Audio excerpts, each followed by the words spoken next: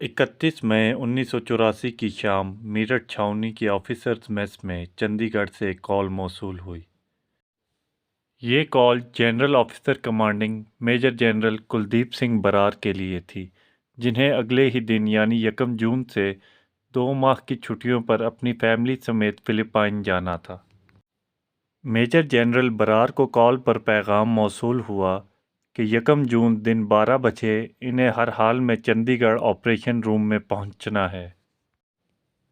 2022 में मारूफ इंडियन सहाफ़ी सुमीता प्रकाश को इंटरव्यू के दौरान जनरल बरार ने बताया कि इन्हें बिल्कुल भी अंदाज़ा नहीं था कि इन्हें यूं अचानक चंडीगढ़ क्यों बुलाया गया है। दूसरे दिन जब वो चंडीगढ़ ऑपरेशन रूम में पहुंचे तो वहां general officer commanding western command lieutenant general Krishna स्वामी सुंदर जी, जो बाद अज़ा इंडियन आर्मी चीफ भी बने, और इनके chief of staff lieutenant general Ranjit Singh विद्या पहले से मौजूद थे। जनरल बरार के मुताबिक जनरल सुंदर जी ने इन्हें बिला तमहीद अमृतसर के गोल्डन टेम्पल दरबार साहब में मौजूद खालिस्तान तहरीक के सरकर्दा रहनुमा जरनैल सिंह भिंडरांवाले के ख़िलाफ़ फौरी फ़ौजी ऑपरेशन के हुकूमती फ़ैसले से आगाह किया और बताया कि इस ऑपरेशन की कमान के लिए ही इन्हें चंडीगढ़ तलब किया गया है।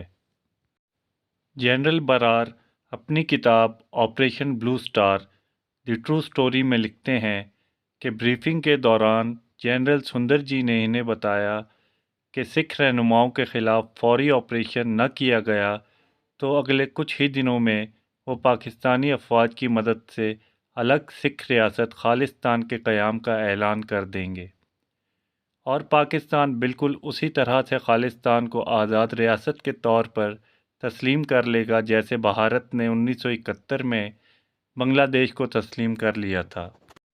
ऑपरेशन ब्लू स्टार की टाइमिंग इंतहाई अहम थी।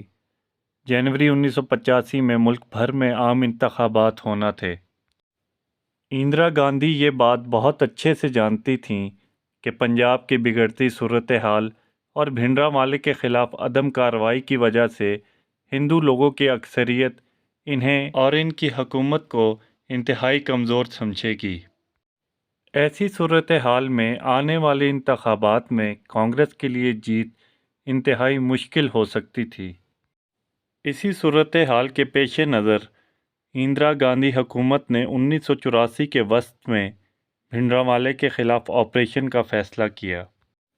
इस बात से कतई नज़र कि दरबार साहब के अंदर भिंडरांवाले के ख़िलाफ़ फ़ौजी ऑपरेशन के क्या नताइज निकल सकते थे, इंदिरा गांधी ने ऑपरेशन ब्लू स्टार की मंजूरी दे दी। आज़ाद ज़राए के मुताबिक मेजर जनरल कुलदीप सिंह बरार की सरबराही में 1 जून को ही ऑपरेशन का आगाज़ कर दिया गया था। ऑपरेशन में आर्मी के साथ central reserve police force CRPF के एहलकार भी मौजूद थे। याद रहे, जब ऑपरेशन शुरू किया गया इस वक्त सैकड़ों की तादाद में सिख यात्री दरबार साहब के बानी गुरु अर्जन देव के सालाना उर्स की तकरीबात की मुनासबत से दरबार साहब के अहाते में मौजूद थे। CRPF एहलकारों की फायरिंग से करीब 8 सिख यात्री मारे गए। फायरिंग के नतीजे में दरबार साहब की मरकज़ी इमारत को भी खासा नुकसान पहुंचा। दूसरे दिन यानी कि 2 जून को BBC की टीम ने दरबार साहब का दौरा किया, जहां इन्हें दरबार साहब की इमारत में लगे गोलियों के निशानात दिखाए गए। BBC के मारूफ नामा निगार मार्क ट्यूली, जो दरबार साहब का दौरा करने वाली टीम का हिस्सा थे, ने बाद अज़ां इस बात की तस्दीक की कि 1 जून को वाकई दरबार साहब पर बाहर से फायरिंग की गई थी। दूसरी जानिब अस्करी ज़राए के मुताबिक 5 जून तक इनके बार बार इंतबाह के बावजूद अंदर मौजूद शिद्दत पसंद अनासर यानी भिंडरांवाले और इनके साथियों ने हथियार डालने से इनकार कर दिया, जिसके बाद ऑपरेशन का बाकायदा आगाज़ किया गया। अस्करी ज़राए के मुताबिक ऑपरेशन शुरू करने से पहले फ़ौज की जानिब से लाउड स्पीकर के ज़रिए अंदर मौजूद सिख यात्रियों को बार बार दरबार साहब छोड़ने का कहा गया। 2017 में ایک بھارتی عدالت نے بھارتی فوج کے اس دعوے کو جھوٹا قرار دیا کہ آپریشن سے پہلے انہوں نے سکھ یاتریوں کو دربار صاحب چھوڑنے کی مہلت فراہم کی۔ آپریشن کے دوران ابتدائی طور پر انڈین آرمی کو دربار صاحب میں موجود بھنڈرانوالے اور میجر جنرل شاہ بیگ سنگھ کی دربار صاحب میں موجودگی کا علم ہو چکا تھا، اور انہیں شاہ بیگ سنگھ کی عسکری مہارت پر ذرا برابر بھی شک نہیں تھا۔ انہوں نے بتایا کہ وہ یہ جانتے تھے کہ شاہ بیگ سنگھ کی موجودگی میں انہیں خاصی مزاحمت کا سامنا کرنا پڑ سکتا ہے، لیکن ان کے لیے یہ اندازہ لگانا مشکل تھا کہ اندر موجود لوگوں کی حکمت عملی کیا ہے۔ آپریشن شروع کیے جانے کے بعد فوج کو بھنڈرانوالے اور ان کے ساتھیوں کی طرف سے اس قدر شدید مزاحمت کا سامنا کرنا پڑا کہ انڈین آرمی کو آپریشن کامیاب بنانے کے لیے توپ خانے، ٹینکوں، بختر بند گاڑیوں اور ہیلی کاپٹرز کا سہارا لینا پڑا۔ گولہ باری سے دربار صاحب میں موجود عمارتوں کو شدید نقصان پہنچا۔ بھارتی فوج کی جانب سے بھاری ہتھیاروں کے استعمال کے بعد بھنڈرانوالے اور ان کے ساتھیوں کی مزاحمت تقریباً دم توڑ گئی۔ 6 جون کی صبح تک دربار صاحب میں موجود بھنڈرانوالے، میجر جنرل شاہ بیگ سنگھ اور امرت سنگھ سمیت بڑی تعداد میں مزاحمت کار ہلاک ہو چکے تھے۔ انڈین آرمی کو دربار صاحب کا مکمل کنٹرول حاصل کرنے میں مزید 3 دن لگ گئے۔ 10 جون کو آرمی نے دربار صاحب اور اس سے ملحقہ عمارتوں سے مزاحمت کاروں کا مکمل خاتمہ کرنے کے بعد آپریشن ختم کر دیا۔ سرکاری اعداد و شمار کے مطابق آپریشن بلیو سٹار میں 554 مزاحمت کار جبکہ 83 فوجی ہلاک ہوئے۔ دوسری جانب بھارت کے نامور صحافی آن جہانی کلدیپ نائر کے مطابق باوثوق ذرائع سے حاصل ہونے والی معلومات کی روح سے ہلاک ہونے والے فوجیوں کی اصل تعداد 700 کے قریب تھی۔ بھنڈرانوالے کے قتل اور دربار صاحب کی بے حرمتی نے نہ صرف بھارت میں رہنے والے سکھوں بلکہ دنیا بھر کی سکھ برادری کے جذبات کو مجروح کیا۔ آپریشن بلیو سٹار نے خالصتان تحریک میں ایک نئی روح پھونکنے کے ساتھ غم و غصے کی ایک ایسی لہر کو جنم دیا جس کی جھلک آج بھی آزاد خالصتان ریاست کے مطالبے کی صورت میں نظر آتی ہے۔ آپریشن بلیو سٹار کے بطن سے کئی سکھ شدت پسند تنظیموں نے جنم لیا۔ ان تنظیموں میں خالصتان کمانڈو فورس، بابر خالصہ، Bhindranwale tiger force, Khalistan liberation army اور انٹرنیشنل سکھ یوتھ فیڈریشن قابل ذکر ہیں۔ یہ تنظیمیں 80 اور 90 کی دہائی میں عسکری طور پر خاصی فعال رہیں۔ اس آپریشن کے نتیجے میں 31 اکتوبر 1984 کو بھارتی وزیر اعظم اندرا گاندھی کو ان کے سکھ محافظوں ستونت سنگھ اور بیانت سنگھ نے گولیاں مار کر قتل کر دیا۔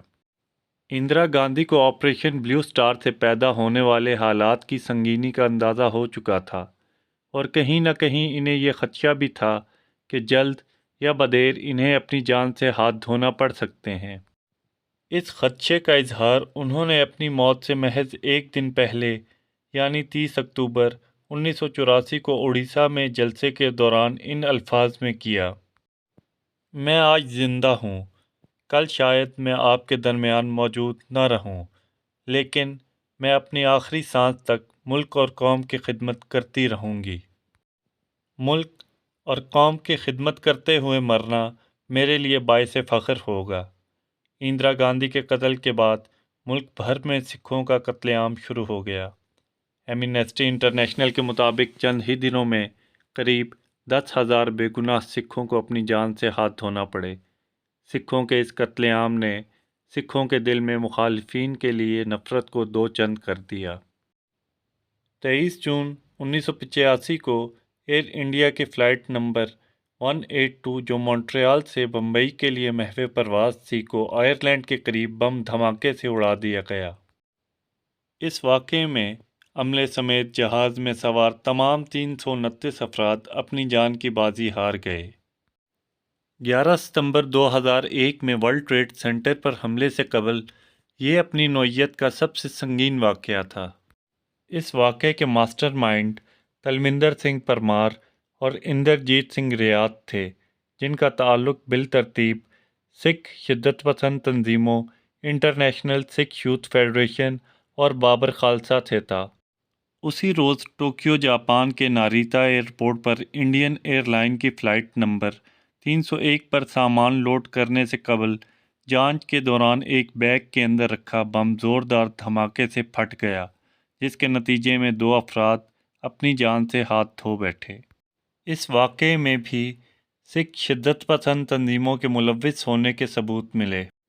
10 اگست 1986 کو آپریشن بلیو سٹار کے دوران آرمی چیف رہنے والے جنرل ارون شری دھر ودیا کو ان کی ریٹائرمنٹ کے محض 6 ماہ بعد پونے میں قتل کر دیا گیا۔ ان کے قتل میں خالصتان کمانڈو فورس سے تعلق رکھنے والے سکھدیو سنگھ سکھا اور ہرجندر سنگھ جندہ شامل تھے، جن پر اس سے پہلے بھی کانگریس کے چند اہم رہنماؤں کے قتل کا الزام تھا۔ آپریشن بلیو سٹار کے ایک اور اہم کردار جنرل کلدیپ سنگھ برار پر بھی شدت پسندوں کی جانب سے متعدد جان لیوا حملے کیے گئے۔ 2012 میں برطانیہ میں ہونے والے ایک حملے میں کلدیپ سنگھ برار شدید زخمی ہو گئے، لیکن خوش قسمتی سے ان کی جان بچ گئی۔ سمیتا پرکاش کو دیے گئے انٹرویو کے دوران جنرل کلدیپ سنگھ برار کا یہ کہنا تھا کہ سکھ شدت پسندوں کی جانب سے اب بھی ان کی جان کو خطرہ لاحق ہے اور وہ ان پر حملے کے لیے موقع کی تلاش میں رہتے ہیں۔ 1987 میں سکھ شدت پسند تنظیم کے ایک حملے میں بس میں سوار 32 ہندوؤں کو ہلاک کر دیا گیا۔ 1991 میں سکھ شدت پسند تنظیم کی جانب سے لدھیانہ میں ٹرین کے اندر دھماکے سے 80 مسافر جاں بحق ہو گئے۔ اسی سال رومانیہ میں بھارت کے سفیر پر سکھ شدت پسندوں کی جانب سے قاتلانہ حملہ کیا گیا، جس کے نتیجے میں وہ زخمی ہو گئے۔ 1995 میں بھارتی پنجاب کے وزیر اعلیٰ بیانت سنگھ کو قتل کر دیا گیا، جس کی ذمہ داری سکھ تنظیم بابر خالصہ نے قبول کر لی۔ 90 کی دہائی کے وسط تک بھارتی سرکار اور سیکورٹی اداروں کی جانب سے آزاد خالصتان کی حمایتی سکھ شدت پسند تنظیموں کی مسلح کارروائیوں پر خاصی حد تک قابو پا لیا گیا۔ ریاستی دباؤ کے نتیجے میں کئی مسلح تنظیمیں اپنا وجود برقرار نہ رکھ سکیں، لیکن آج بھی متعدد سکھ تنظیمیں کسی نہ کسی حیثیت میں آزاد خالصتان منصوبے کی تکمیل کے لیے کوشاں ہیں، جنہیں یورپ، امریکہ اور کینیڈا میں بسنے والی سکھ برادری کی مالی معاونت اور سرپرستی حاصل ہے۔ حال ہی میں کینیڈا میں مقیم آزاد خالصتان تحریک کے سرگرم رکن ہردیپ سنگھ نجر کو قتل کر دیا گیا، جن پر بھارت میں تخریب کاری کی کارروائیوں میں ملوث ہونے اور کینیڈا میں موجود 2 علیحدگی پسند تنظیموں کی سرپرستی کا الزام تھا۔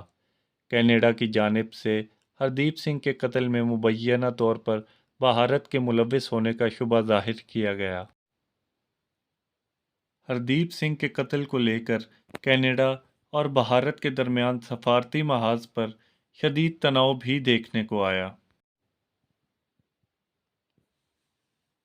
سکھ برادری کے ذہنوں میں آپریشن بلیو سٹار اور اس سے جڑے دوسرے واقعات کی تلخ یادیں آج بھی تازہ ہیں، جو آزاد خالصتان تحریک کو کسی نہ کسی صورت زندہ رکھے ہوئے ہیں۔